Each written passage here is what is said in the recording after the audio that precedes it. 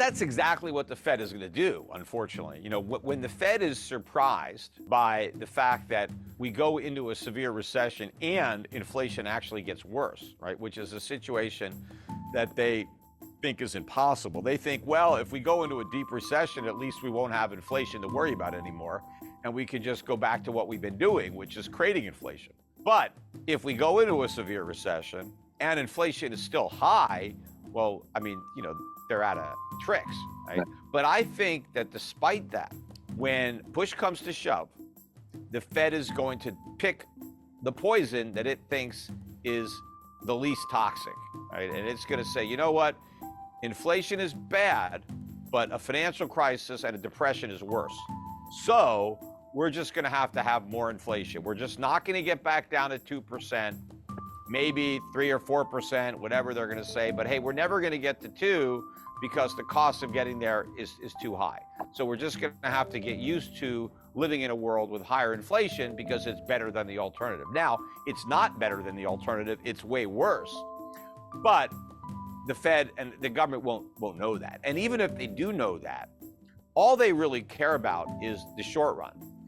And yes, if the poison they pick is inflation and they go back to QE and they cut rates, even though inflation is still high, the short-term pain will not be as great as if they did the right thing and continued the inflation fight. In fact, turned it into a real fight with big cuts in government spending, which is, of course, you're not going to fight inflation unless you get rid of these deficits. So we need spending cuts, maybe tax increases if we can't get spending cuts. Spending cuts are my preference. Tax increases would be the next choice, and not on the rich. Unfortunately, that's not going to work. So you got to raise taxes on the middle class and the working poor. So I'd rather cut spending to do that. But the inflation tax hits the poor harder than a sales tax would. When the politicians have to decide pain now or pain later, well, that's a no-brainer for the politicians. It's pain later, because later I might not be in office anymore. In fact, if we have pain now, I won't be in office because I'm going to lose the next election. So the way to minimize my own pain as a politician is to kick the can down the road, right? So I'm going to do whatever it takes to get me reelected. So if inflation now means pain later instead of now, even if it means some pain now, but the worst pain is later on, that's what I'm doing. The politicians will always sell out the long-term interests of the country for their own political benefit. And so that's what's going to happen. And the central bankers are really no better than the politicians. I mean, they're really political animals there. And they're going to make the same choice. They're going to choose pain later because, as far as Powell is concerned, hey, I'm just going to finish out my term and it's somebody else's problem, right? Don't blame me, right? I don't want to be the one that gets blamed for all this pain. Let it happen on somebody else's watch. The only time that they will do the right thing, potentially, I mean, it's not a guarantee, but let's say we're at a real crisis, right? Where the dollar is imploding, prices are skyrocketing, right? Inflation is, we're on the verge of becoming, Argentina or Zimbabwe, where it's like, it's going to be awful with, price control, shortages, riots, looting, civil unrest. I mean, things are just, it's just like an apocalyptic environment, right? In that environment where it's like, crap, no matter what we do, we're screwed. Maybe then they'll do the right thing. It's like but they're going to exhaust all the other possibilities. They would have done everything they could possibly do wrong. And then it's that, okay, no matter what we do, we're screwed.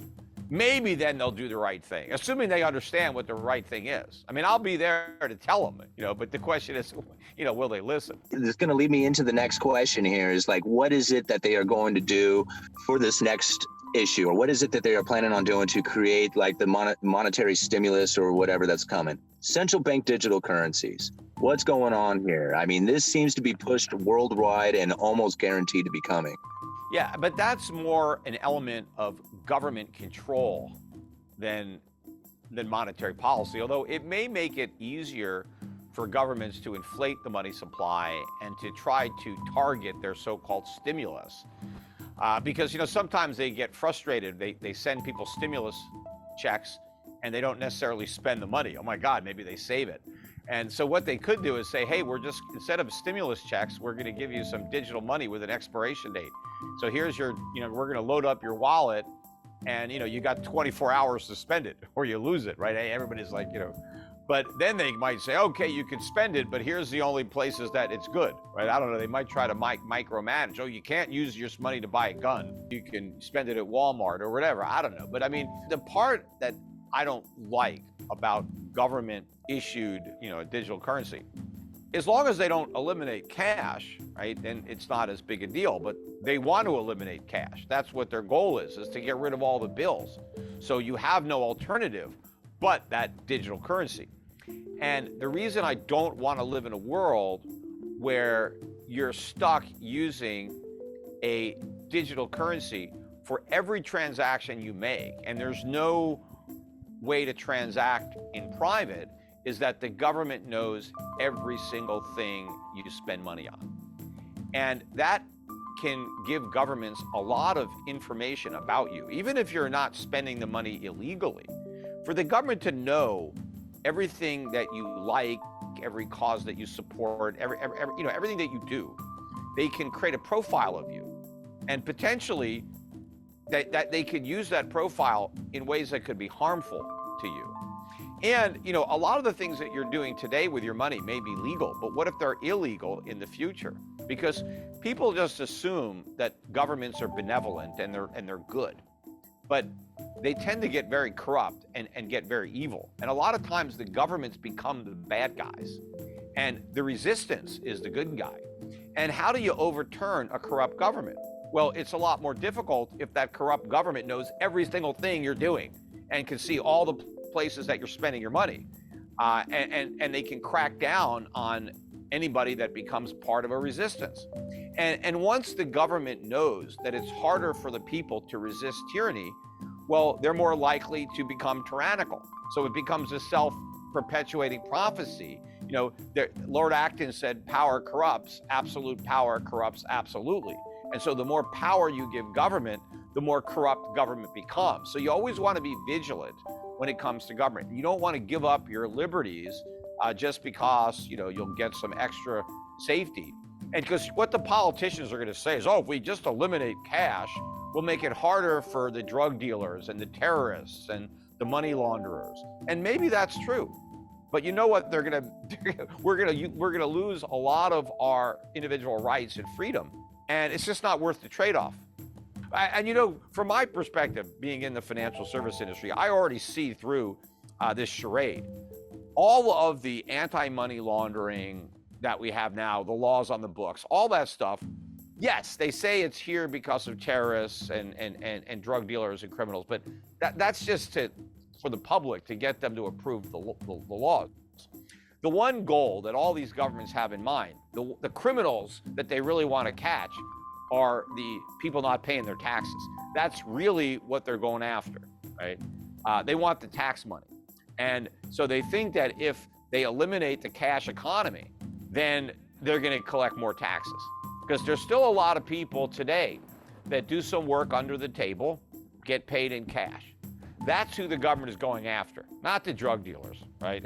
It's the guy that's driving his Uber and he's getting some money in cash, or he's doing some odd jobs. And that's why they now want all these payment companies to report all these small transactions, like $600 or more. They want all these transactions reported. Why? Because people were having income and they weren't paying taxes. And yeah, I guess a lot of these people are breaking the law, but a lot of people are in a situation where if they don't break the law, they don't eat.